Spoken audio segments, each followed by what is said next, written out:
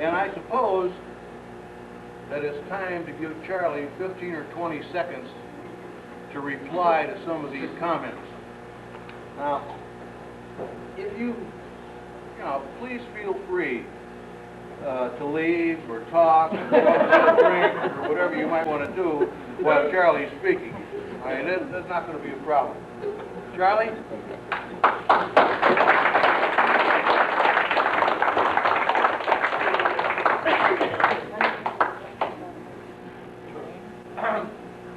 You're all idiots. Charlie, could I just make a comment first? You got an envelope Always there interrupting me. from all of your friends out here, plus some that couldn't be here. However, Judy thought about it, and we wanted everybody to know he's going to be doing a garden railroad layout this year outside, and he's going to buy a train engine with the money that you so graciously gave. So thank you all very much. Come out to our house and see the train running around. Charlie, if you want me to interpret that, Charlie says, I want the money.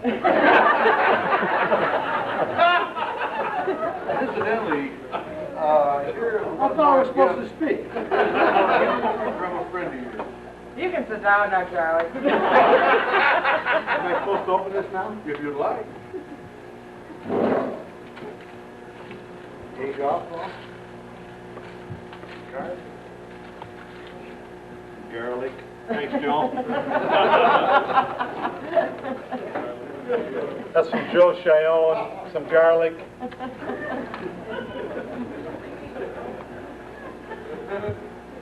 Everyone who got up here today has had an opportunity to think about this for a day or two or three. Except me. 42 years. 42 years, yeah. I'm truly thankful. I look around and I see a bunch of people who... Jim Miller, who was president of boys baseball for a number of years and was instrumental in getting the league going after the former president died. Thank you, Jim. DJ, I just love your comments. I appreciated those very much. And Elmer, you didn't have to get even with me. That was all right.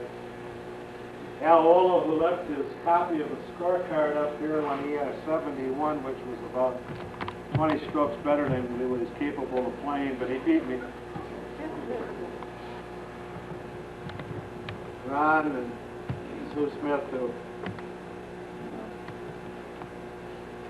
Ron Smith was the best athlete who ever went to West Aurora High School.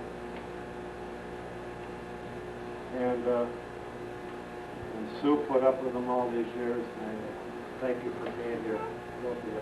And Cheyenne, thank you for the garlic. Joe's obviously Italian.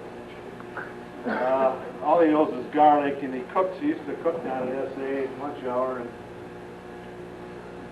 23 cloves of garlic into one meal, to give you an idea. And brought me some one day, crushed it up and put it under the computer. Oh, was that a beauty. That was just a couple of weeks ago. We haven't aired the place out yet. And Paul, who talked about our experiences in Las Vegas, and who was my longtime golf partner. We were the absolute worst golf partnership that ever existed. Paul and I could have played Palmer and Nicholas. We'd played him even. We never beat anybody, but we never thought we'd lose. And Paul would double and redouble and the whole thing. And Jack Michael and Charlotte sitting next to Paul, I can never forget the 18th hole at Fox Bend, and we're playing for Nichols. We always play for Nichols, but we double and redouble and blow the bugles and roll the drums, and we play for 100 nickels at a time, but we always had a maximum of $10 you could lose. And Paul and I are 95 nickels down. We're on the 18th hole, and we're grinning and we're laughing because we're going to win. And Paul's on the green in par figures, and I was in the sand trap. It's a par 5 hole, and Jack was in the sand trap. And Jack hits a line drive. He just stalled the hell out of that thing out of the trap, and it went right smack in the hole for a birdie. And he said, that's a Sandy too, right? That was an extra nickel. And Denny Bialis, who woke me up, I was taking a nice little nap this afternoon. I hear this voice on the answering machine. It says something like, you're not going to call me back, I'm sure, when you find out who this is. This is Denny Bialis. I know you're not going to call me. I just know you're not going to call me. So call me anyway. It got me here tonight. I had no idea this was going to happen. And I couldn't be happier. I really couldn't. I'm looking around. You're talking about old high school kids and grade school. Ron, stand up. Ron gave me this scar when we were 5 years old. And obviously he's too big for me to do anything about it. He was then and he still is. He grew up. I had a story I was going to tell, but I didn't tell. Very good, thank you. You know where Hardee's is on Lake Street? We grew up in a nice neighborhood, Ron. Ron lived across the street, and I lived about 3 houses to the north of there. But actually, it was a nice neighborhood. Yeah. Hardee's wasn't there.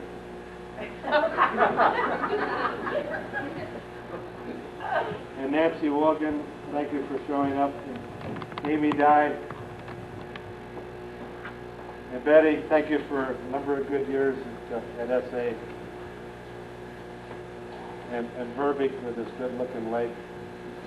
Dick, background on a little bit on Dick. Dick played for the, signed a contract with the Chicago Cubs at one time, and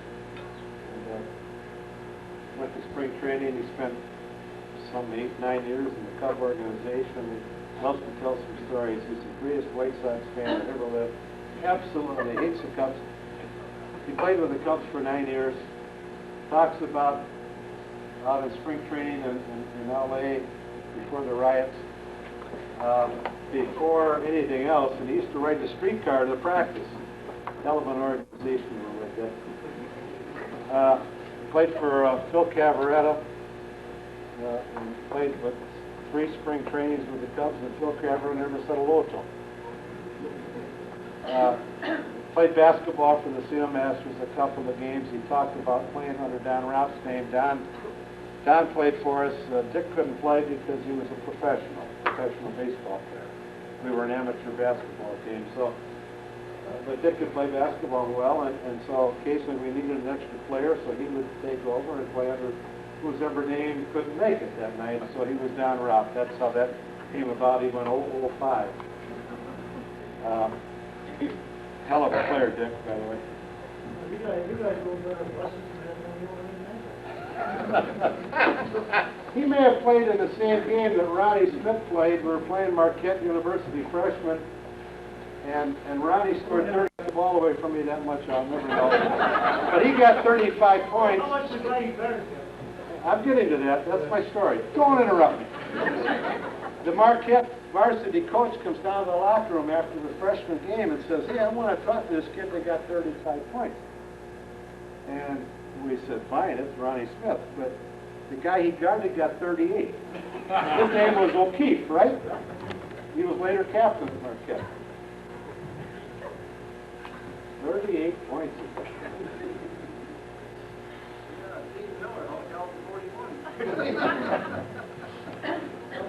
Thanks. That was another team that nobody wanted to take the ball out of bounds. Yeah, we had that trouble. We had a team that no one wanted to take the ball out of bounds because they never got it back. Pete, thank you much. Pete, 51 years at SA, and Pete's going to cry when it closes next week. And I'll be there crying with you, I guess, Pete, but Pete spent a lot of years at that place. And sorry to see it end the way it has. But, and the grooms, thank you for coming. I got to tell you about story about Lily. Lily said to me one day, I just started. Yeah. Her husband taught my two oldest, and she said, "My husband had your grandchildren."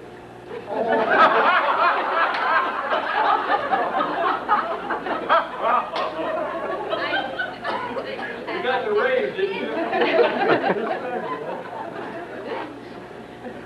I knew this would be short. And Pam for putting up with Betty. You're to be congratulated too. Ted, thank you for stopping and enjoyed our relationship. And you can get together with Bob later and talk about Appleton. And Leon, one of the great softball pitchers of the early era. Taught me an awful lot. I always looked up to Leon. Leon was a hell of a softball pitcher in his day and taught me a few things in life as well as softball. Bob, what do I say about our golf game? Bob teed off at Fox Bend one day and the clubhouse was that way and he hit the window. Clunk! He talked about Glavin not I won the hole, though. Pardon? I won the hole. I'm sure you did. Talk about Glavin not hearing. Glavin didn't hear too well. He's sitting there after a round of golf, and he's eating a bowl of soup, and somebody comes in and says, "What's the soup today?" And he says, "I had an 88."